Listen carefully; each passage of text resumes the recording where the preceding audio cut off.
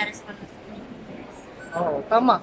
May Kasi bot. sa Pilipinas, ang taas masyadong standard, may age limit. Hmm. So, kailangan graduate ka. Pag hindi ka graduate, yung trabaho mo, wala kang posisyon, tapos yung sahod mo pa.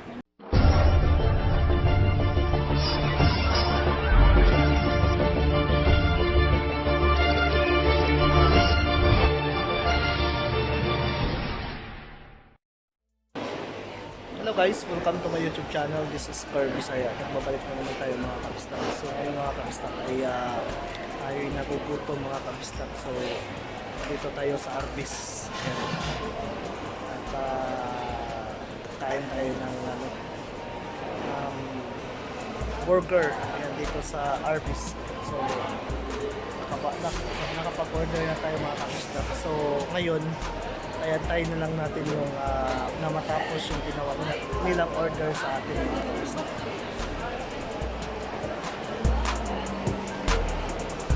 So makikita niyan mga kabistak yung ano nila, yung menu. Ayan. So sa Arbis Kuwait po mga kabistak.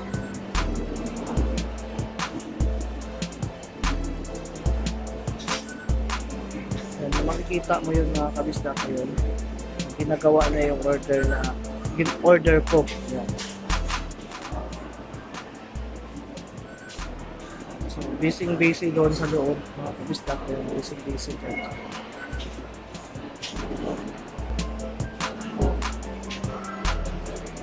So nasa mga 5 minutes siguro mag-antay tayo mga kabisdak kasi ginagawa pa ang order natin mga kabistak.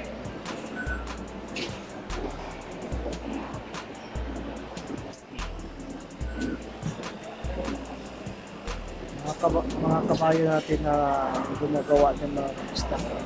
Crew po ng Arbis po ay mga kabayan po natin dito sa bansang Kuwait mga kabistak.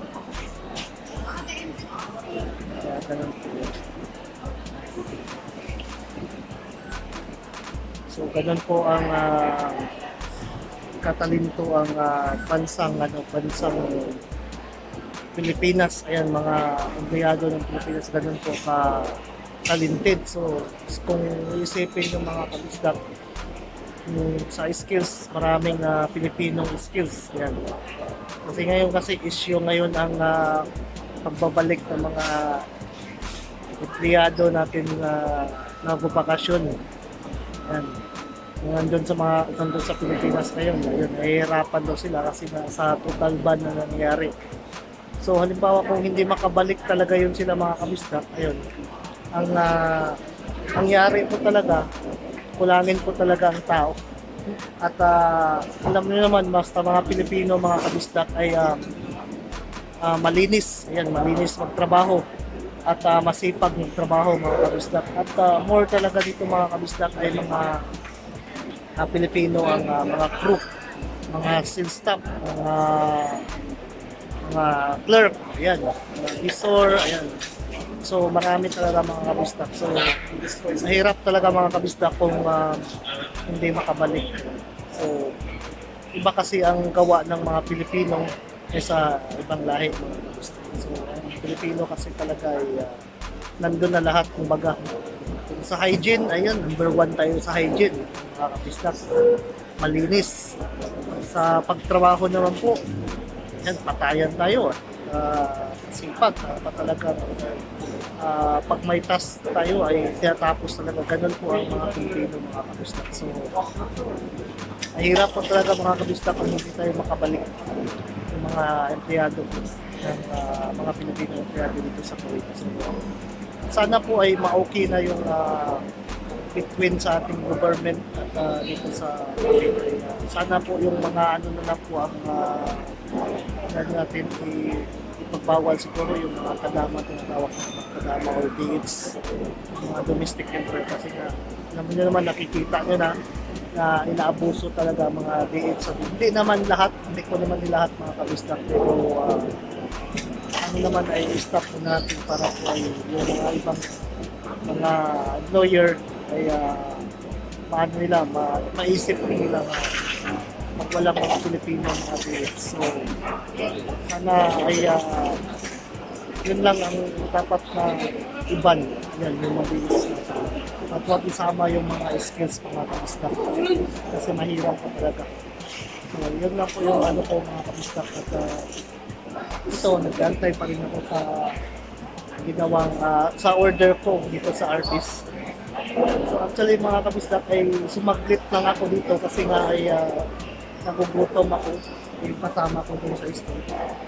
At ito kasi yung madalian po na kabili ng pagkain. So yung tawag na fast food. So yan, sumaglit ako. Kasi mahirap po kasi mga kabisdak trabaho tapos walang laman ng tiyan natin kung sikmura. Nakakapanghina yun mga kabisdak, kaya dapat talaga rin may laman din yung tiyan natin at dapat energetic tayo. Ayan, sir. Diba? So, ayan, more talaga. Kuya, ano bang masasabi mo tungkol sa ban? Ban? Oo. Ano yan? Di ba? Kasi nga, mahirap. Ayan, ano bang masasabi mo tungkol sa ban ngayon? Ayan. Walay. Walay, ano? Ano ba? Walay? Walang kwenta. So dapat talaga hindi yung mga Bang-bang. tingnan mo pabago-bago daw sabi ni ate. Dapat i-fix natin yung mga kabisdak. So kung kumbaga kung pwede lang ay mga kadama lang, di ba? Di ba, sir? Mga ano lang, mga DH lang kasi inaabuso nga. Yung mga skills sana wag nang idamay, mga professional. Ayan. Oo. Ayan, tingnan mo si ate. Pro dito. So, naisipin niya kasi mahirap po talaga na aasa lang dun sa Pinas, di makakabalik. Magbabakasyon tapos di makakabalik. Di ba? Kahit na kompleto yung requirements mo dito, sa Pinas, Tama. So, kaya yung ito si ate ay talaga gusto itong magbakasyon na this month. Pero nagdadalawang isip dahil nga sa total ban na nangyayari. So, yun po yun, kabisdak. So, sana ay matugunan ng ating government po ang itong pagkaano ng itong issue ng total ban po dito sa Kuwait po. At sana hindi lahat ng empleyado ng mga Pilipino ay hindi lahat na ibaban. Yan. So, yung mga newly hired lang, Oo. pero yung mga dati. So yung mga newly hired, siguro pwede nating ipaban yun. Pero yung mga datihan wag naman kasi kawawa naman kami. Ayan. 'Di ba? Ayan. So, yan po yung nakikita nyo. Tingnan mo, ang Pilipino ang number 1 dito sa Kuwait. Ayan. Sinasabi ko nga uli, kung sa hygiene, malinis. Pagtatrabaho, maayos. Ayan. Ayan.